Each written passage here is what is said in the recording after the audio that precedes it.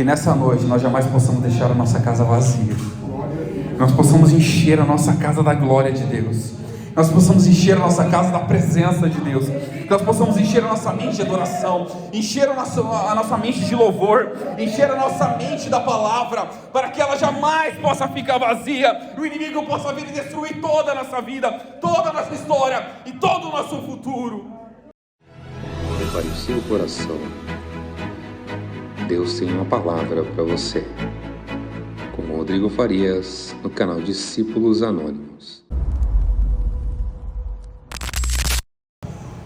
Lucas capítulo 11, do verso 26 ao 24 ao 26, que diz: Quando o espírito imundo tem saído do homem, anda por lugares secos, buscando repouso, e não o achando, diz: Tornarei para minha casa de onde saí.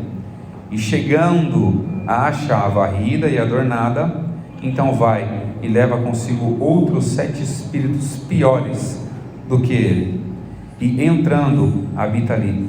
E o último estado deste homem é pior do que o primeiro. Diante dessa palavra, eu queria deixar um tema que possa ficar gravado na mente dos irmãos e das irmãs. E o tema é: não deixe a casa vazia. Nós sabemos que o mundo espiritual ele é real. O mundo espiritual existe. Ainda que muitas pessoas não acreditam, duvidam, mas o mundo espiritual ele existe e é real. Nós sabemos muito bem que o inimigo das nossas almas, ele anda ao nosso derredor, rugindo como um leão e procurando quem possa tragar. 1 Pedro no capítulo 5, verso 8 diz: Sede sóbrios e vigilantes, porque o diabo, vosso adversário, anda em derredor. Mas o fato de o diabo ou Satanás, os seus anjos, andarem ao nosso derredor, não traz nenhum temor para aquele que está em Cristo. Por quê? Porque o salmista fala que o anjo do Senhor acampa ao redor daquele que teme e os livra de todo mal. Então logo quando nós estamos com o anjo do Senhor ao nosso redor, não temos que temer outras coisas. Não temos que temer mal algum que possa nos aproximar e nos distanciar da presença dele e fazer com que a gente duvide ou desacredite do que ele pode fazer em nossas vidas. Nós sabemos que o mundo espiritual existe, é real. E quando esse mundo espiritual existe, tem tanto coisas boas quanto coisas ruins. E o importante para nós é cuidar do quê? Da nossa casa. Porque a nossa casa é a habitação onde o Espírito Santo habita. E nós sabemos que o Espírito, ou o próprio Deus, ele não divide a sua glória, não divide espaço com ninguém. Ou você é todo dele, ou você não é dele. Ou você serve a ele, ou você não serve a ele. Ou você é frio, ou você é quente. Você tem que escolher, nós temos que escolher o que nós somos. Ainda que muitas pessoas desacreditem do mundo espiritual, me faz recordar uma história de Ezequiel no capítulo 37. Não é esse Ezequiel, tá? Ezequiel da Bíblia. Ezequiel no capítulo 37 fala sobre o vale de ossos secos. O que o profeta fez? Deus levou o profeta pelo Espírito de Deus ao vale. E onde encontrava ali? Ossos secos. Mas há algo interessante nessa história, que não era ossos normais, de carne, esses ossos que nós temos como seres humanos, mas era uma visão espiritual. Porque em muitos detalhes da nossa vida, há pessoas que nós olhamos para ela, nossa, como essa pessoa é fervorosa, como essa pessoa está cheia de Deus, mas não sabe como está por dentro o coração dela. E nessa situação em que Ezequiel se apresenta, Deus apresenta para ele essa visão, ele começa a olhar ao redor e vê que aqueles ossos estavam secos, sequíssimos. Isso relatava o quê? A vida espiritual do povo de Israel. E que nessa noite a nossa vida espiritual possa estar renovada e não seca. Nós possamos estar cheios e não vazios, para que o nome de Jesus habite em nosso coração e ele seja adorado nas nossas vidas.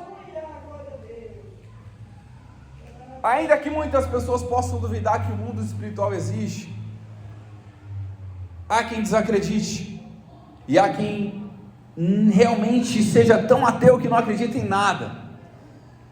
Mas tem um ditado que fala: não existe ateu, só existe ateu antes do avião começar a cair. Depois que o avião começa a cair, esqueceu, não existe mais ateu, ele começa a acreditar em Deus. Então o mundo espiritual é tão poderoso, e há um ditado muito comum que nós ouvimos, um ditado popular: a mente vazia, ela é oficina do diabo. É duro ouvir isso, Porque se nós deixarmos a nossa casa vazia, quem é que vai tentar habitar nela? O inimigo das nossas almas. Então que nessa noite nós possamos entender, a nossa casa tem que estar cheia da graça, do amor, da presença, da unção do Espírito Santo, e que nada possa desocupar a nossa vida, a não ser preencher o coração com a presença de Deus todos os dias. A nossa vida é a morada, o nosso corpo é a habitação. João no capítulo 14, no verso 23, respondeu Jesus: se alguém me ama, guardará a minha palavra, e o meu Pai o amará, e viveremos para ele, e faremos nele morada. Nós somos a morada e a habitação, nós somos o lugar onde a presença de Deus reina, onde a glória de Deus habita. Então não deixe jamais esse espaço vazio. Ocupe a sua mente com as coisas que vêm lá do céu. Ocupe a sua mente com as coisas que são de cima, não que são da terra. Ocupe a sua mente com a palavra. Ocupe a sua mente com a adoração. Ocupe a sua mente com a oração. E não deixe que nada ruim tome conta, mas que a presença de Deus enche a sua vida ao ponto de não caber mais nada a não ser a presença dele no seu coração. Colossenses no capítulo 3, verso 1, Paulo escrevendo aos Colossenses, ele diz: portanto, se fostes ressuscitados juntamente com Cristo, buscai as coisas que são do alto, onde Cristo vive e está sentado à destra de Deus. E no verso 2, pensai nas coisas lá do alto, e não nas que são aqui da terra. Nós não somos crentes materiais, nós somos crentes espirituais. Nós acreditamos nas coisas do céu, e não aquilo que a terra promete para a gente. O inimigo, ele pode oferecer muitas coisas para a gente, coisas materiais, pode oferecer coisas que brilham aos nossos olhos, oferece carro, dinheiro, luxo, fama, tudo que o mundo tem a oferecer, prestígios. Mas Jesus oferece para a gente uma vida afastada do pecado, uma vida distante de tudo que afasta dele, uma vida muitas das vezes até de aflições e dor. E nós tivemos a oportunidade de conversar com algumas pessoas ontem, e começaram a contar os testemunhos. Nós observamos, Deus, como a vida do crente é tão difícil, como nós passamos por aflições a todo momento, e quando nós achamos que nada vai dar jeito, de repente Deus entra com providência, e aquilo que nós não imaginamos, Deus faz. Por que muitas das vezes Ele faz isso conosco? Para nos fazer entender que a única coisa que nós precisamos é depender somente dEle, é depender somente da graça, é depender somente do perdão, é depender somente do amor, e pensar em tudo que Ele pode fazer nas nossas vidas hoje e sempre. Quando fala sobre pensamento, sobre pensar, nós precisamos focar a nossa mente naquelas coisas que fazem bem para nós, e jamais deixar que coisas ruins ocupem a nossa mente ao ponto de a gente se afastar da verdade e começar a acreditar em tudo. Há confusões na nossa mente em todo momento, nós somos bombardeados, e tem coisas que são espirituais, e tem coisas que são emocionais, e tem coisas que são físicas, mas nós somos bombardeados em todas as fases da nossa vida. Mas esses pensamentos, quando vêm na nossa mente, nós possamos tirar isso do nosso coração e começar a pensar nas coisas que são dos céus, as coisas que vêm dos céus, a presença que vem do alto, a glória que vem do alto, o amor que vem do alto, a unção de Deus que vem do alto, a presença do Espírito Santo que vem do alto e habita em nossos corações. Que nós possamos não temer aquele que pode matar o corpo, mas temer antes a Deus. Que nós possamos ter medo do inimigo, mas que nós possamos confiar no Senhor. O salmista fala que uns confiam em carros, outros em cavalos, mas o salmista fala, eu farei menção do nome do meu Deus. Que nós possamos jamais confiar no nosso inimigo, mas confiar em Deus e temê-lo, porque maior é o que está conosco do que o que está no mundo, maior é o que habita em nosso coração do que aquele que habita nas trevas e tenta destruir as nossas vidas. Jesus se apresenta para aquelas pessoas que estavam aí.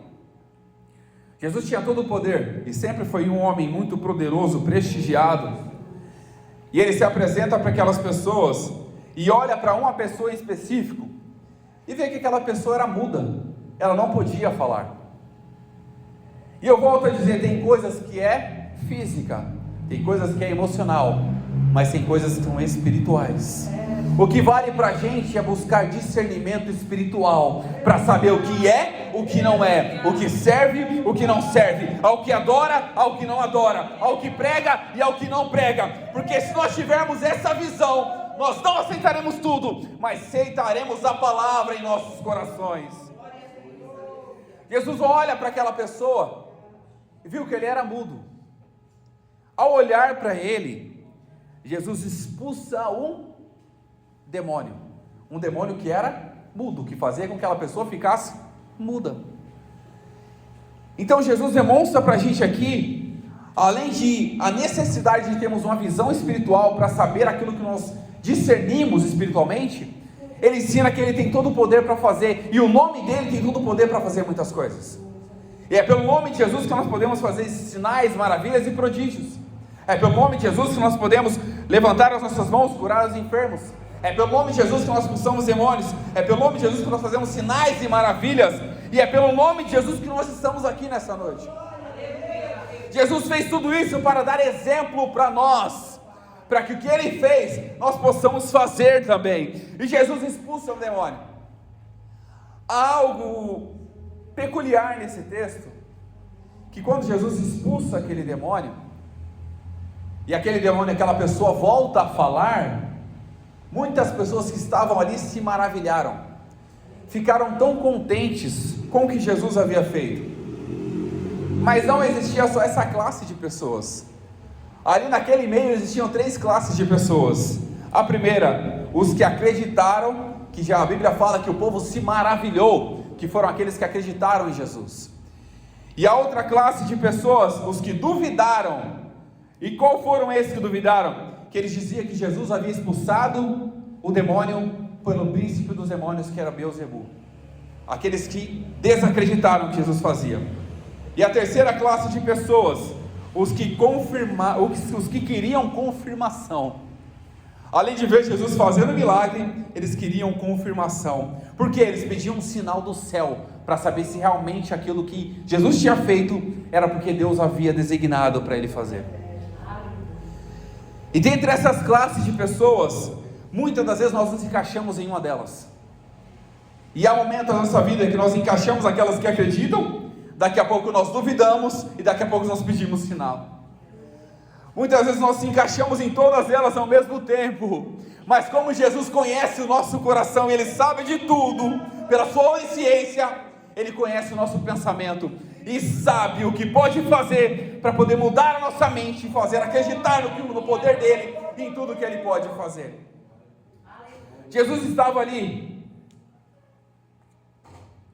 conheceu o pensamento de todos eles que estavam, e como Jesus conhece tudo, aqui vai mais uma confirmação da onisciência de Jesus. Jesus conheceu o pensamento de todos eles, tanto daqueles que acreditavam, daqueles que duvidavam e daqueles que pediram um sinal. Mas Jesus, olhando para eles, e dá uma informação: se eu expulso o demônio pelo príncipe dos demônios, logo esse reino está o quê? Dividido. E o reino dividido, ele cai. Olha só o que Jesus fala para eles: se o reino dividido cai, logo eu não estou expulsando pelo príncipe dos demônios, mas se eu expulso pelo dedo de Deus, é chegado para vocês o reino de Deus. É chegado para vocês o reino, a glória, o poder e a autoridade de Deus. É chegado o momento que o reino de Deus está se manifestando, não só na vida das pessoas externamente, mas está habitando no coração das pessoas. Jesus habitou no coração deles, Jesus fez morada no meio deles, e falou: o reino de Deus chegou, e se eu expulso logo o demônio pelo dedo de Deus, logo é chegado o reino de Deus, e a glória dele vai se manifestar no meio. E aqueles homens questionaram Jesus. Jesus direcionou para aquelas pessoas que duvidavam, aqueles que pediam um sinal, e Jesus disse: se eu expulso pelo dedo de Deus, Os filhos deles, daqueles homens também questionaram, os homens questionaram Jesus. E Jesus fala para ele: mas os filhos de vocês também expulsam demônios.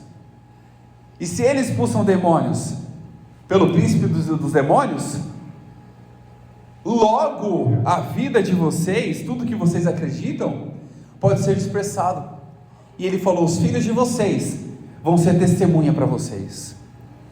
Porque se o reino dividido não prevalece, e muitas pessoas estão dividindo o reino, muitas pessoas estão dividindo, uns são de Apolo, outros são de Paulo, uns são do reverendo Antônio, outros são do José Wellington, outros são de qualquer outro lugar. As pessoas estão dividindo o reino. Há uma igreja que vai ser salva primeiro, outra igreja que vai ser salva depois. Não existe isso. Nós somos um corpo. Se nós estamos aqui, nós somos parte desse corpo. E toda a igreja pertence a Jesus, aqueles que adoram e reconhecem a Jesus. Não adianta nós queremos dividir aquilo que não pertence a nós.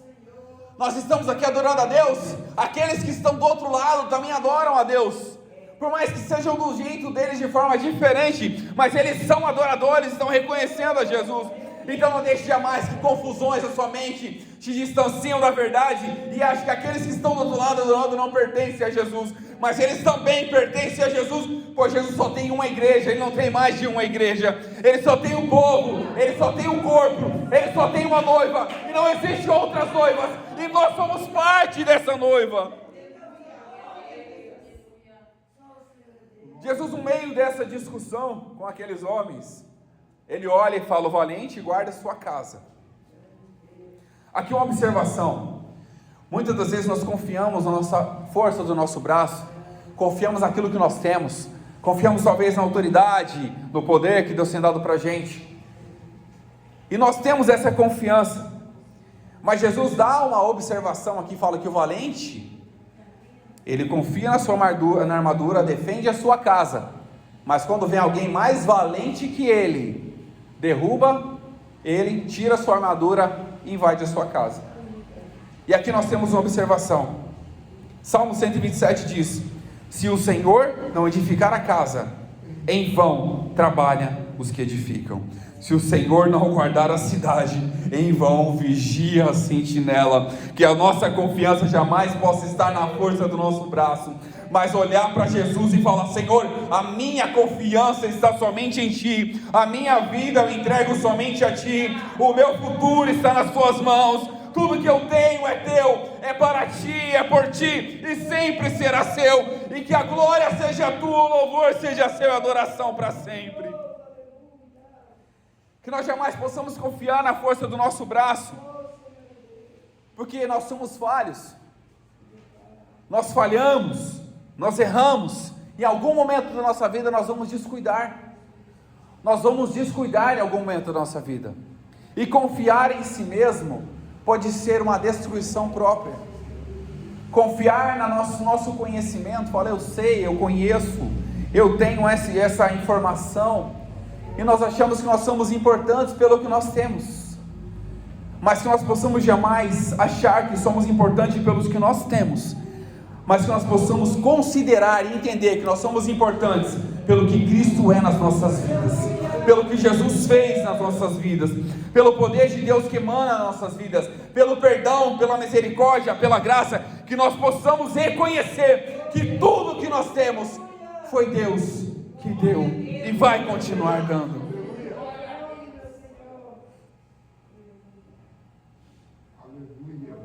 De repente Jesus chega para eles e fala: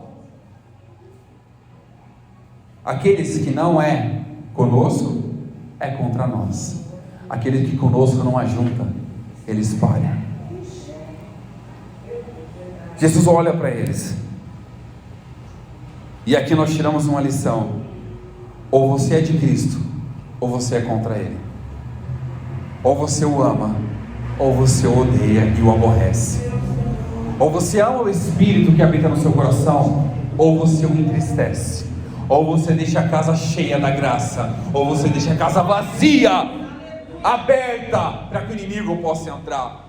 Nós aprendemos todos os dias O espírito, ele é educado, ele vai bater na porta para poder entrar, mas o inimigo, ele vai esperar numa brecha, e essa brecha que ele tiver, ele vai invadir a casa, ele não vai pedir licença. Há uma observação no texto para a gente poder concluir. Quando deixamos a casa vazia, nós estamos vulneráveis, e a vulnerabilidade é um prato cheio para o inimigo querer destruir as nossas vidas. Ele está pronto, ele não tira férias, ele está pronto para poder destruir qualquer vida. Nós estamos aqui, nós precisamos cada dia mais buscar ao Senhor em oração, buscar ao Senhor jejuando, entregando a nossa vida, rasgando o nosso coração, ocupar a nossa mente com as coisas que são de Cristo, ter a mente de Cristo, ter o coração voltado para a glória de Deus, para que a casa não possa estar vazia e possa ser vulnerável, para que o inimigo possa entrar na sua vida. Muitas pessoas deixaram a casa vazia, e quem deixa a casa vazia sabe como é a dor de tentar voltar para a casa do Pai, ou deixar que o Espírito habite, a dificuldade que é para poder limpar a casa, a dificuldade que é para poder Jesus voltar ali, o Espírito voltar trabalhando. Um jovem conversando com a gente disse: eu tinha afastado da presença, quando foi para voltar, Deus falou para mim: agora eu vou limpar a casa e vou deixar do meu jeito. Aí ouvindo aquilo ali, o meu coração doía, porque quando Deus começa a fazer a obra, nós sentimos o peso das mãos de Deus na nossa vida. Deus é amor, mas Ele é justiça, e se Ele precisa limpar a casa, Ele vai fazer do jeito dele. Se Ele precisa deixar a casa ali limpinha, adornada, Ele vai fazer do jeito dele, porque Ele quer fazer, Ele vai fazer, e Ele pode fazer, só basta a gente abrir o nosso coração para que Ele faça. Glória a Deus, aleluia. A casa só pode ser preenchida por uma pessoa, ou é o Espírito, ou é o inimigo. Nós sabemos que não existe meio termo, ou nós somos, ou nós não somos, ou nós fazemos, ou nós não fazemos, ou o Espírito habita, ou ele não habita. O texto deixa uma coisa muito importante para a gente.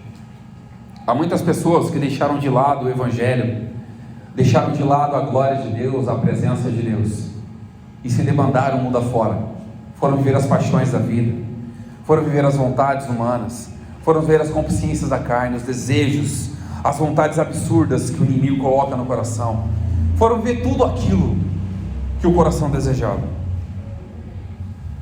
Mas quando eles deixam a presença do Espírito, há uma observação no texto que eu fiquei encantado quando eu vi isso. No verso 25 do capítulo 11, e diz o seguinte: e chegando, acha varrida e adornada. Olha só como é a observação do texto. Quem é que habitava na casa? O Espírito, a presença de Deus. Mas quando você não quer que o Espírito habite na casa, ele não vai deixar a casa bagunçada, ele vai deixar a casa limpa e adornada, enfeitada, porque ele quer voltar para aquela casa. Ele não vai deixar a casa bagunçada, ele vai deixar a casa limpinha. Mas aquele inimigo que anda ao nosso derredor, que saiu dessa casa, deixou toda bagunçada, o Espírito veio e limpou a casa todinha, e de repente você não quer que o Espírito faça morada nessa casa, ele vai deixar a casa limpinha, adornada. Aquele inimigo vai retornar e vai falar: agora que a casa está limpinha, adornada, e ele deixou de lado o Espírito e a glória de Deus, eu vou trazer mais 7. E a Bíblia relata que o último estágio dessa pessoa é pior do que o primeiro. Que nessa noite nós jamais possamos deixar a nossa casa vazia, nós possamos encher a nossa casa da glória de Deus, nós possamos encher a nossa casa da presença de Deus, nós possamos encher a nossa mente de adoração, encher a nossa mente de louvor, encher a nossa mente da palavra, para que ela jamais possa ficar vazia, e o inimigo possa vir e destruir toda a nossa vida, toda a nossa história e todo o nosso futuro. E Paulo fala para Timóteo, 2 Timóteo no capítulo 1 verso 13: Mantém o padrão, Timóteo, das sãs palavras que de mim ouvistes, com fé, amor, que está em Cristo Jesus. Guarda o bom depósito, mediante o Espírito Santo que habita em nós. Que nós possamos guardar tudo isso em nosso coração. Que nós possamos jamais deixar com que essa casa fique vazia, com que a nossa mente fique vazia, com que o nosso coração fique vazio, mas que nós possamos preenchê-lo da palavra, preenchê-lo, guardar esse bom depósito, encher da presença do Espírito, para que nada possa dominar a nossa mente, destruir a nossa vida e nos afastar da presença do Senhor em nenhum momento. Porque nós precisamos continuar, ainda que a guerra seja grande, ainda que a luta espiritual possa tentar bater na porta, ainda que a luta emocional, a luta física, mas que nós possamos olhar para os céus e dizer: eu sei quem eu tenho crido, e sei que por fim Ele se levantará em meu favor. E nós sabemos que a Bíblia fala que bem eu sei os pensamentos que tenho sobre vocês, e são pensamentos de paz, para vos dar um fim que vocês esperam. E quem é que quer um fim ruim? Ninguém quer um fim ruim. Nós queremos um fim bom, e Deus tem preparado caminhos virtuosos e poderosos para nós, e vai alargar os nossos caminhos, vai alargar os nossos passos, e vai fazer com que a glória dele se manifeste todos os dias. Abra o seu coração para a presença de Deus, e jamais desvie, e jamais cochile em dois pensamentos, mas foque a sua mente na presença de Jesus, para que o nome dele seja glorificado na sua vida, e hoje e sempre você possa sentir a glória de Deus no seu coração. Que Deus em Cristo nos abençoe, em nome de Jesus.